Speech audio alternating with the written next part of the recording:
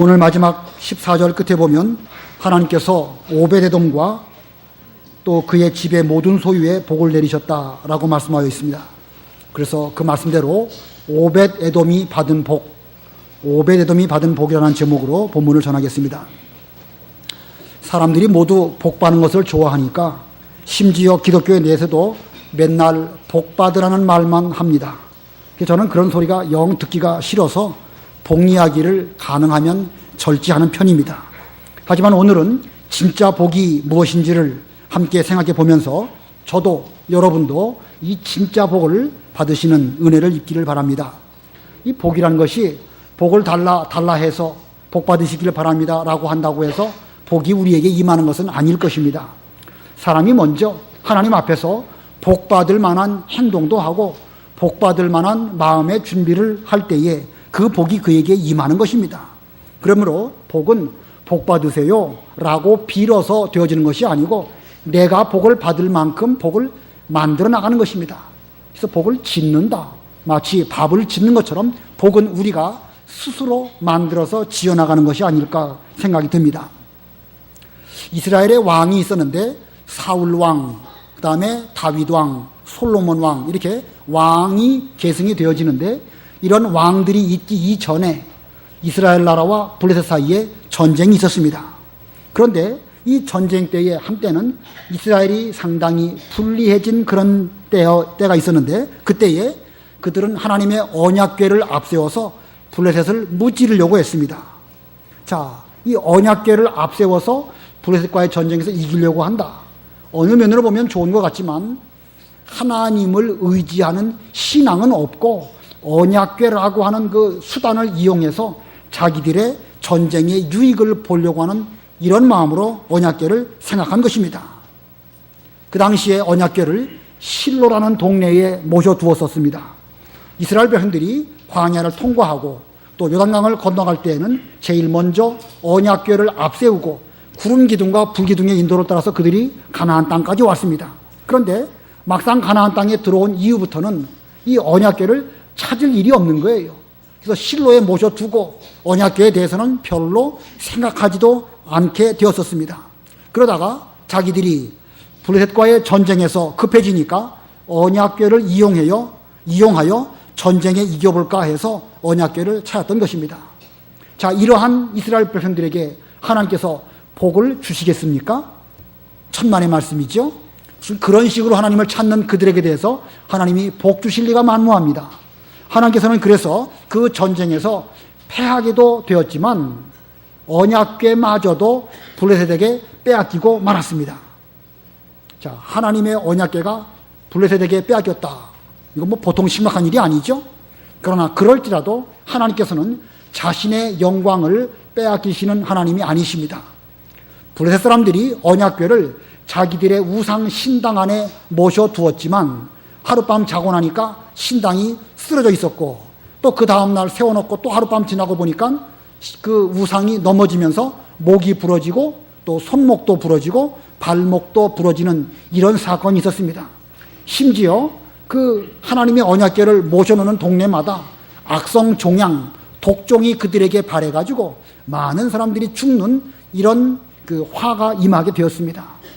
그래서 블레셋 사람들이요, 이거 뭐 이러지도 못하고 저러지도 못하는 상황 가운데 빠지게 되었습니다.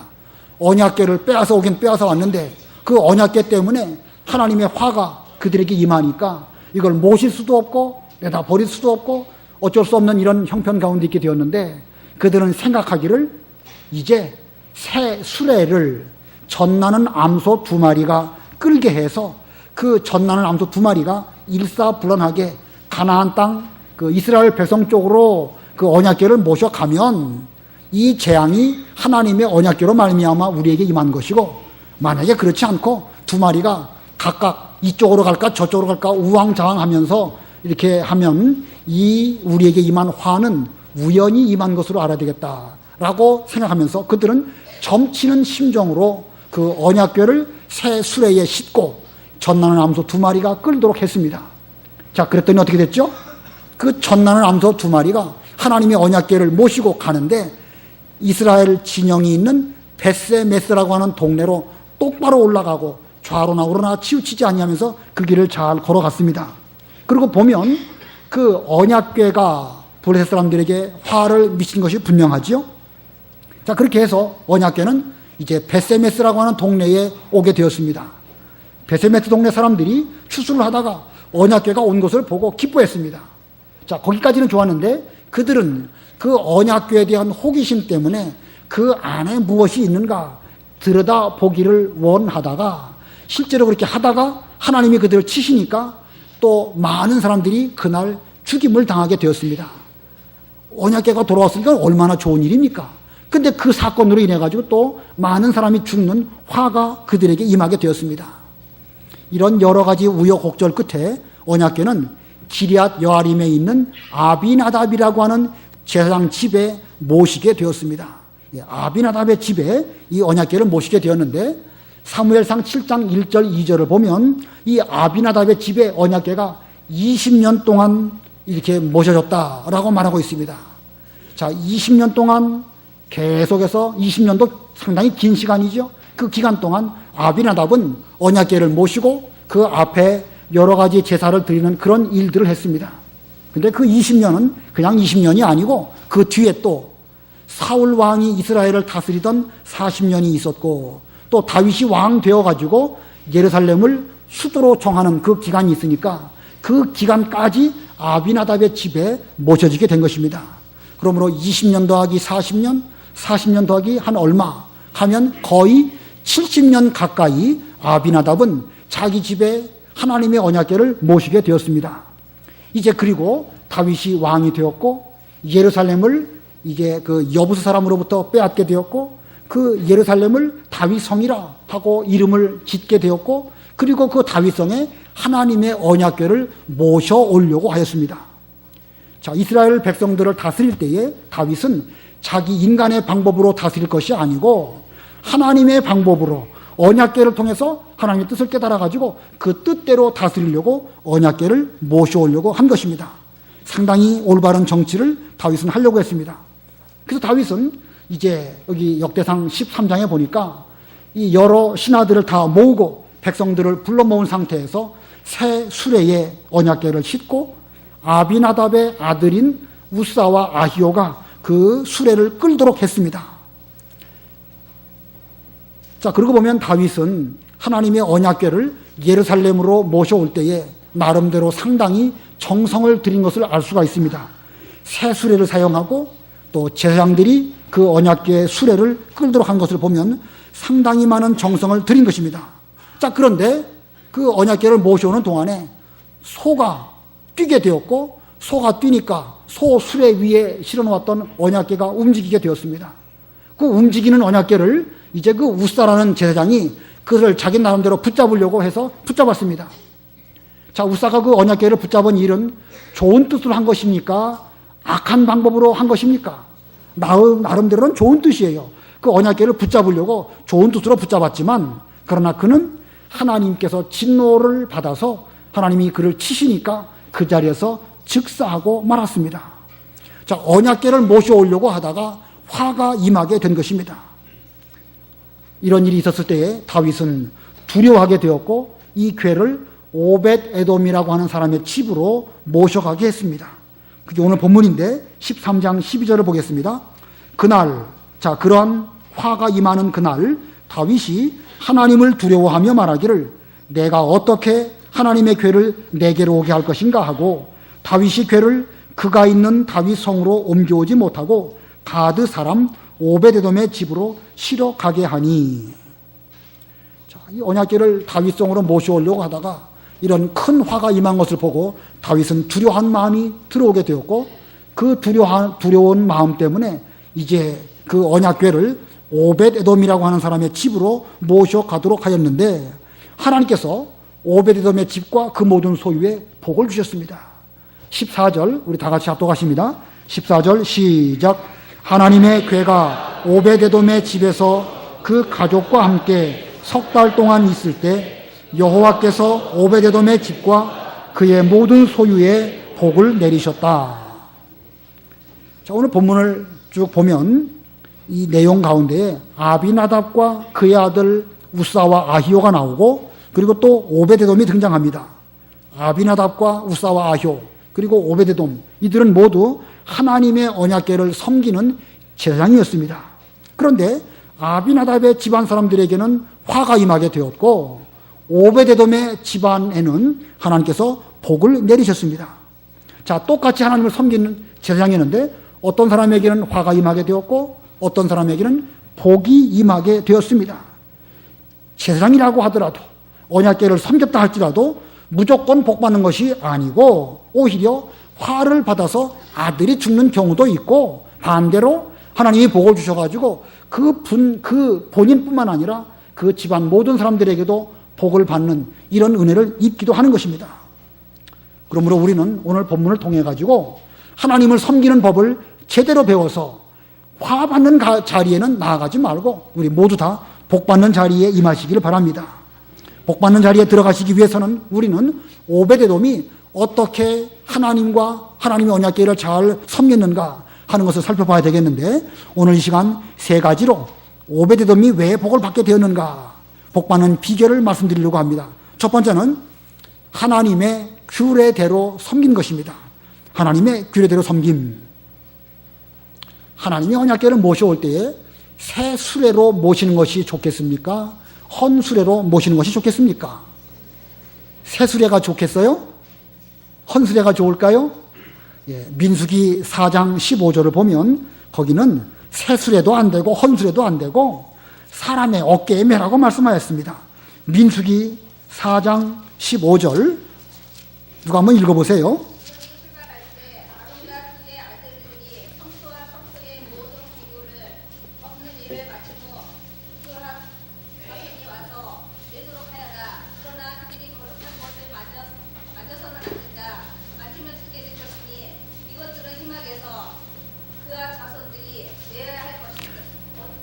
예, 이스라엘 백성들이 광야를 이동할 때에 하나님의 언약궤도 모셔서 함께 이동을 해야 되겠는데 그때에 언약궤를 사람의 손으로 만지지 말라고 그랬습니다.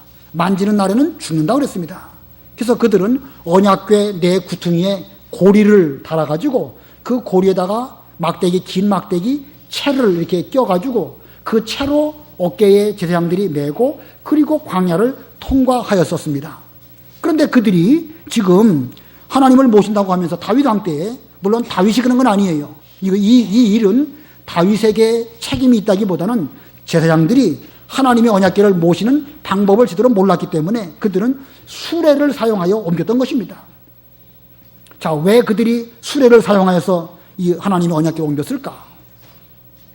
아까 하나님의 언약궤가 블레셋으로 갔다가 돌아왔다고 그랬죠?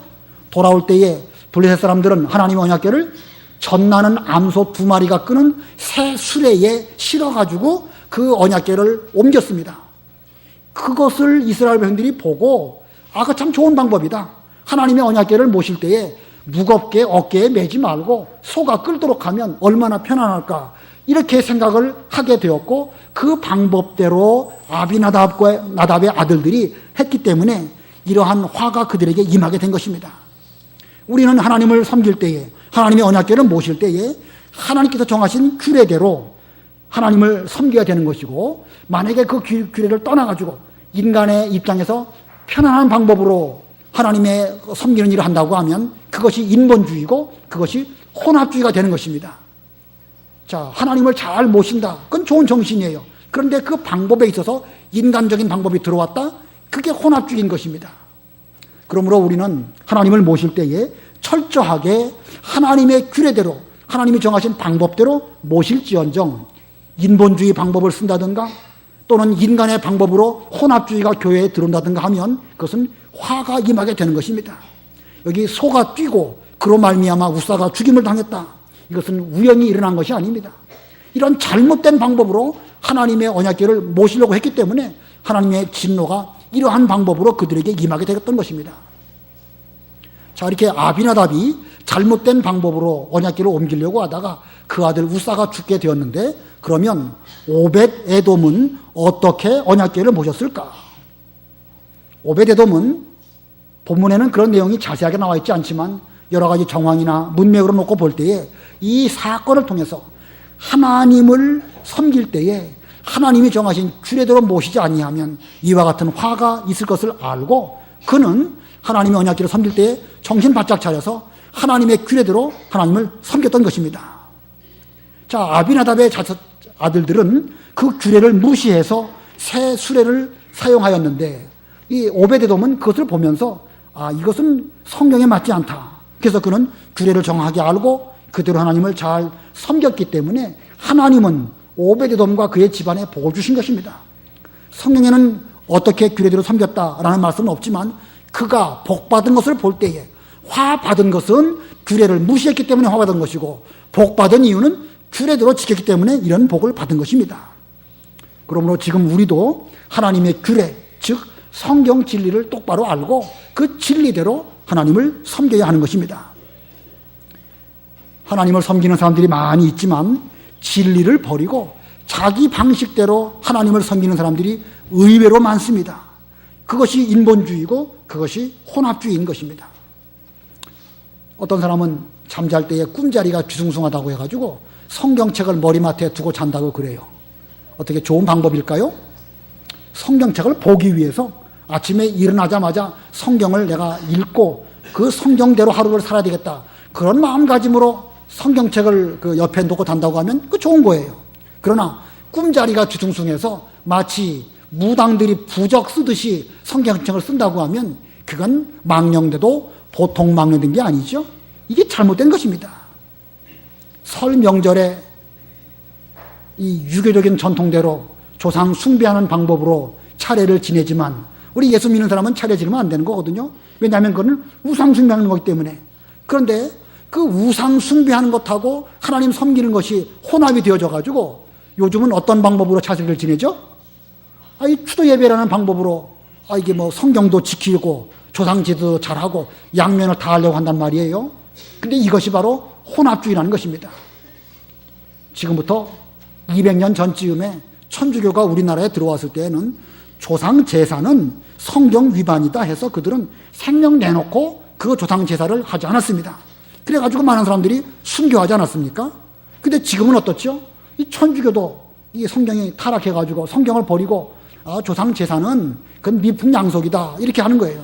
근데 그것들이 이 개신교도 들어와가지고 적당하게 조상도 섬기고 적당하게 하나님도 섬기는 이런 마음으로 추도 예배를 드리는데 이것이 곧 이 본문에 나와 있는 이 블레셋 사람들이 새 수레로 하나님의 언약궤를 옮기는 것이 이스라엘 백성들에게 들어가가지고 그들도 수레를 사용하여 언약궤를 옮기는 이런 혼합주의와 다를 바가 없는 것입니다. 그러므로 우리는 하나님을 잘 이용해서 복 받으려고 하지 말고 내가 하나님께 이용당함으로 말미암아 하나님이 내게 복을 주시는 이런 길을 걸어가야 할 것입니다. 그러기 위해서는 하나님이 정하신 규례대로 철저하게 하나님을 잘 섬길 때에 하나님께서 우리를 이용하셔서 믿는 일에 사용하시고 그로 말미암아 우리에게 복을 주실 것입니다. 여러분 모두들은 하나님을 이용하여 복 받으려고 하시지 말고 하나님께 이용당하심으로 하나님께로부터 복 받으시는 여러분들이 되시기를 바랍니다. 자, 두 번째, 오베데돔이 어떻게 복을 받았는가? 자원하고 희생하여 하나님을 섬긴 것입니다. 자원하고 희생하여 하나님을 섬겼기 때문에 하나님께서는 그에게 복을 주셨습니다. 아까 언약궤가 블레셋에 가가지고 거기서 그 우상이 다 모가지가 부러지는 일이 있었고 악성 종양이 일어나서 많은 사람이 죽었다고 했습니다. 언약궤를 모셔갔지만 그들에게 화가 임했습니다. 베세메스 사람들은 언약궤를 들여다보려고 하다가 또 많은 사람이 죽었습니다. 화가 임했지요. 다윗 왕 때에는 우사가 그 언약궤를 자기 손으로 붙잡으려고 하다가 죽임을 당하는 이런 일이 있었습니다. 자, 이런 상황 속에서 믿음이 좋은 다윗 왕도 언약궤 모셔오는 일을 주저하게 되었습니다. 자, 왜 그렇지요? 왜 다윗이 주저했습니까? 화받을까 봐. 그것으로 말미암아 무슨 손해를 보게 되지 않을까 이런 염려 때문에 다윗 왕마저도 언약궤를 자기 다윗 성으로 모셔가는 일을 주저했습니다. 자, 아무도 언약궤를 모셔가지 아니할 그때에 이 오베데돔의 집으로 하나님의 궤를 모셔가게 되었습니다.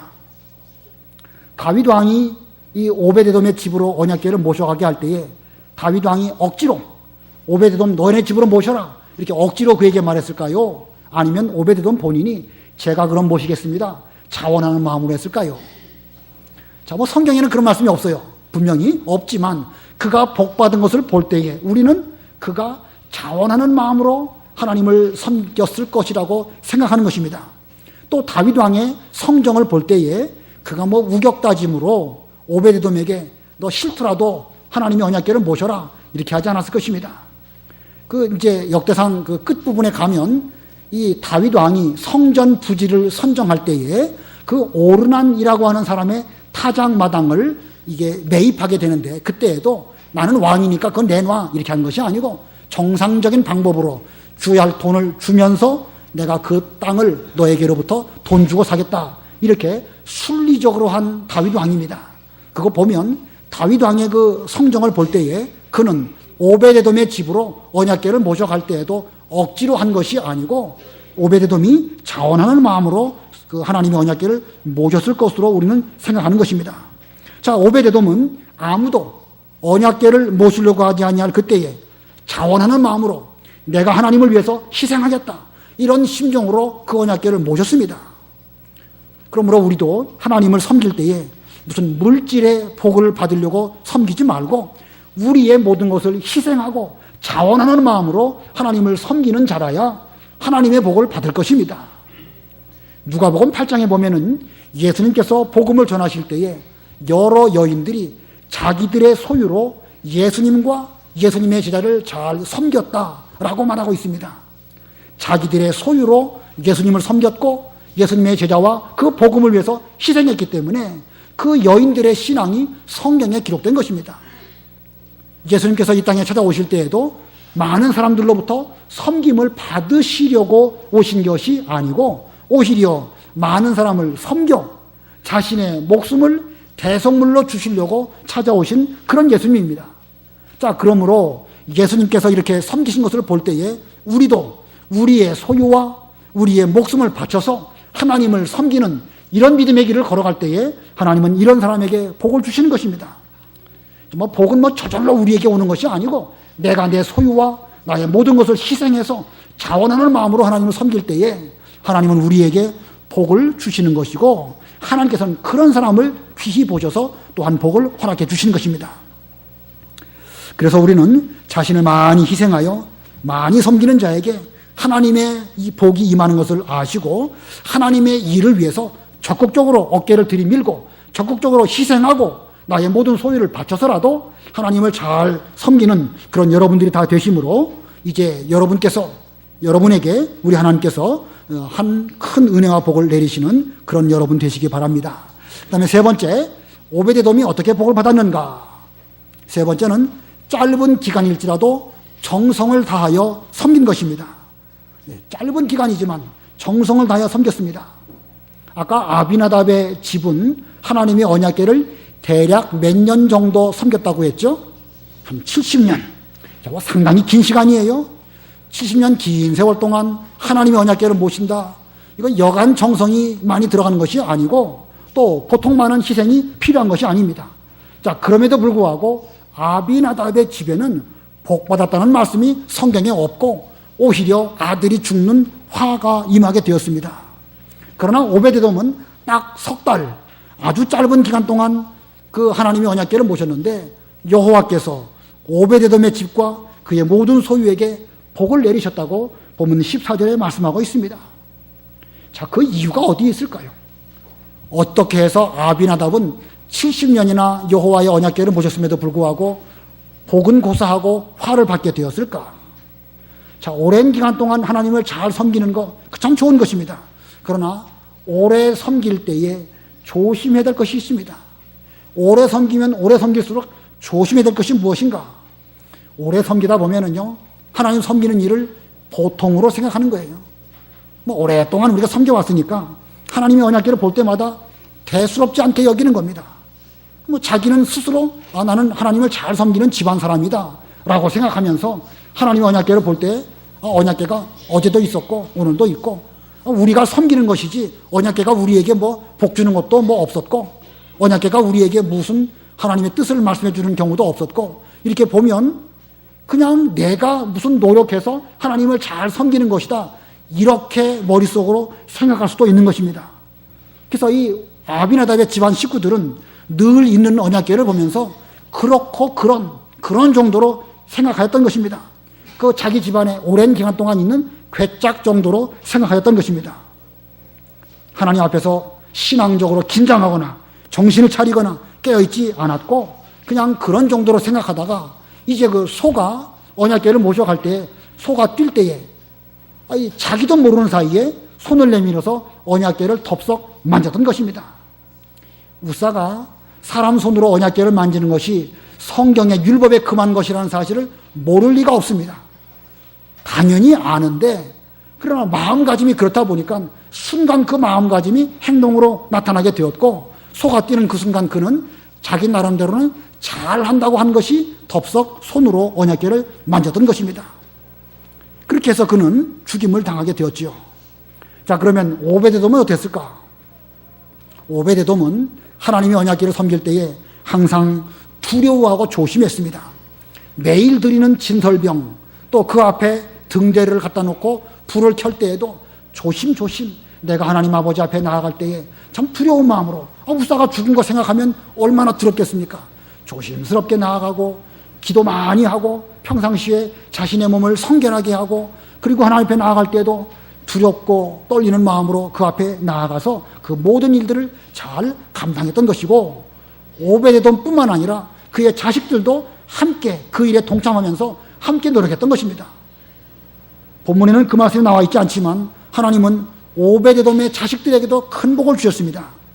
역대상 26장 몇 장 넘기면 있어요. 역대상 26장 4절부터 8절인데 다 읽지는 말고 8절만 읽으시기 바랍니다.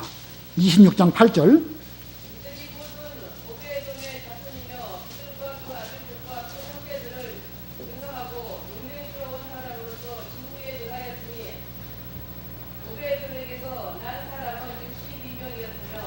예, 이 오베데돔이 그 뒤에 이제 다윗 왕 때에 여러 그 하나님의 그 성전을 섬기는 사람들을 뽑았는데 그때에 그 문지기로 뽑히게 되었습니다. 뭐 문지기 그러면 여러분 현찮게 볼지 몰라도요. 하나님의 성전의 문지기들도 다 제사장들입니다. 그런데 아무나 뽑힌 것이 아니고 이 오베데돔의 62명의 아들들이 다 뽑히게 되었는데 그 아들들은 유능하고 용맹스러운 사람으로서 직무에 능하였으니 오베데돔에게서 난 사람은 62명이었으며 자 이거 보면 그 오베데돔의 아들들도 하나님을 잘 섬기는 그 아버지의 모습을 본받아서 그들도 정신 바짝 차리고 하나님을 잘 섬겼기 때문에 유능하고 용맹하고 자기 직능에 능한 이런 사람들이 되었기 때문에 다윗 왕이 그 당시에 제비를 뽑아가지고 하나님의 성전의 문지기를 뽑을 때 그들은 거기에 다 발탁이 된 것입니다. 그 역대상 26장 15절도 읽어보세요.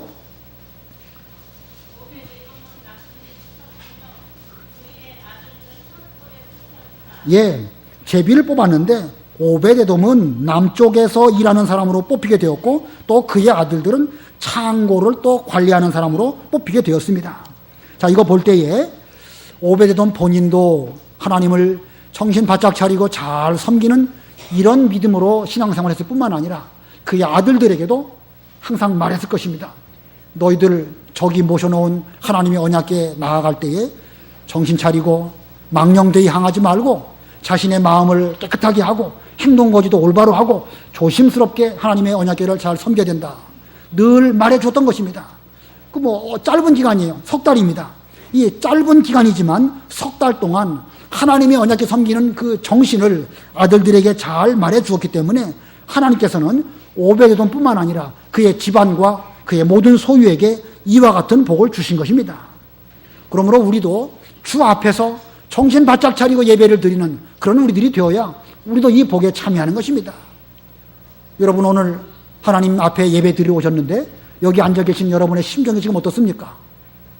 일주일 동안 명절 지내느라고 분주하고 복잡한 마음 가지고 오시긴 오셨을 터인데 그런 마음가짐을 우리 다 내려놓고 이 시간 주 앞에 말씀을 듣습니다. 주님 말씀해 주시옵소서. 부족한 죄인이 듣고 은혜를 입고 힘을 얻어서 신앙생활 잘하겠습니다. 이런 마음으로 오셨나요? 아니면 그저 복잡한 가운데 왔으니까 뒤숭숭하지만 빨리 끝나고 가면 또 나머지 명절 마지막 날 잘 쉬어야 되겠다. 이런 마음으로 앉아 계십니까? 생각해 볼 문제예요. 지금 시대는 구약 시대처럼 무슨 뭐 언약궤를 섬기거나 뭐 제사장이 있거나 그런 건 아니에요. 저나 여러분이나 다 제사장입니다. 그런데 마음가짐이 어떠냐 문제예요. 마음가짐. 구약 시대는 우리에게 우리의 근본 정신을 가르쳐 주는 것이 구약 성경인데, 지금 시대에 우리들이 하나님 아버지 앞에 이렇게 예배를 드리러 나와왔는데 신앙적으로 정신을 차리고 긴장하면서 하나님의 말씀을 받으려고 하는 이런 마음으로 와 계신가? 아니면 그저 시간 됐으니까, 주일이니까, 지난 주일날 목사님이 오늘 안 나오면 혼낸다고 했으니까 이런 마음으로 오셨는가? 우리 한번 생각해 보고, 우리는 아비나답의 사람들처럼 그저 주일이니까 간다 이렇게 오시지 말고, 이 오베데돔의 집안과 그 식구들처럼 정신을 차려서 하나님 앞에 나아가서 하나님을 내가 섬기겠습니다, 이런 마음으로 나오시는 여러분들이 되셔서 이 오베데돔의 복에 참여하시는 여러분들이 다 되시기를 바랍니다. 자, 오늘 오베데돔이 복을 받았는데 그가 받은 복은 어떤 복일까요? 이게 복을 주셨다, 복을 내리셨다 했는데 어떤 복일까? 오베데돔의 일상을 한번 생각해 보셔요. 아침 일찍 일어나면 새로 지은 떡을 떡상에 올려놓는 진설병 일을 해야 됩니다. 새벽부터 분주하겠죠? 떡 그냥 생겨지나요? 일찍 일어나서 그 쌀이나 밀가루로 떡을 잘 만들어가지고 뜨거운 그 떡을 하나님의 상에 올려놓고, 또 등잔에 기름이 떨어졌는지 살펴보고 기름 또 보충해야 될 것이고, 제사를 드린다고 하면 얼마나 일이 많을까요?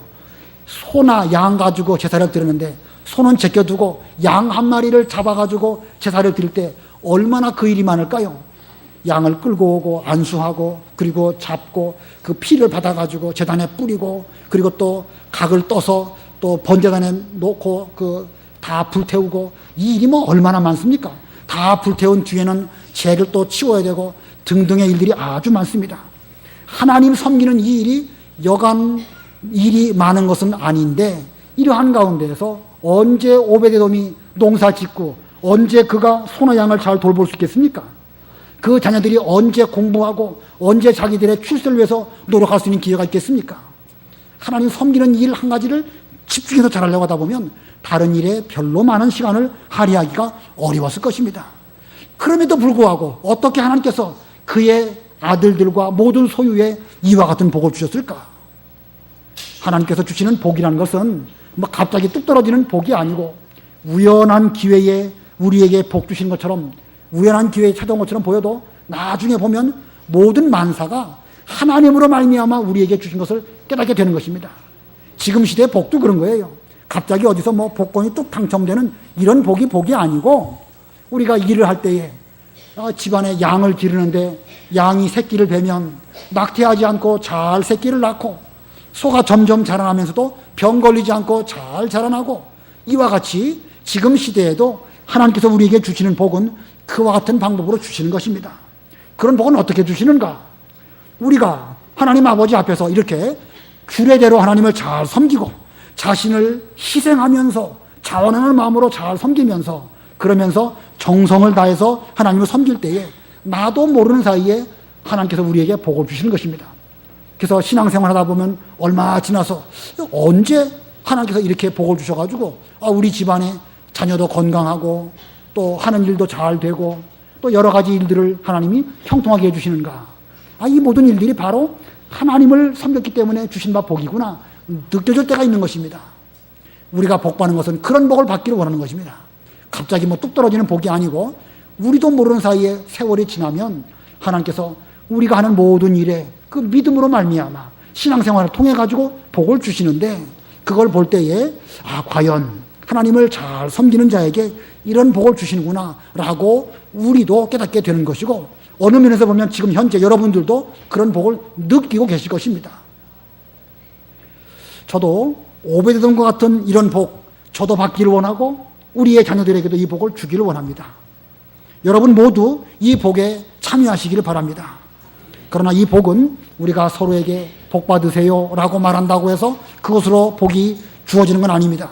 물론 그렇다고 해서 그런 말 하지 말라는 건 아니에요. 우리는 상대방이 잘 되기를 하나님 아버지 앞에서 진심으로 빌어주는 그런 말 해야 됩니다. 그러나 말했다고 되는 게 아니에요. 이런 복은 복의 근원이신 하나님께서 우리에게 복을 쏟아 부어 주시는데, 그 복을 받을 만한 마음가짐, 믿음의 그릇을 준비한 사람에게 그 복이 임하는 것입니다. 그러므로 세상에서 말하는 그런 복 받으려고 하시지 말고 오베데돔처럼 하나님을 잘 섬기되 성경 규례대로 섬기고 자원하는 마음으로 자기를 희생해서 섬기시고, 그리고 짧은 기간일지라도 정성껏 하나님을 잘 섬기심으로 말미암아 하나님으로부터 임하는 복을 풍성히 받으시는 여러분과 여러분의 자손들이 다 되시기를 바랍니다. 잠깐 동안 말씀을 생각하고 기도하시기 바랍니다.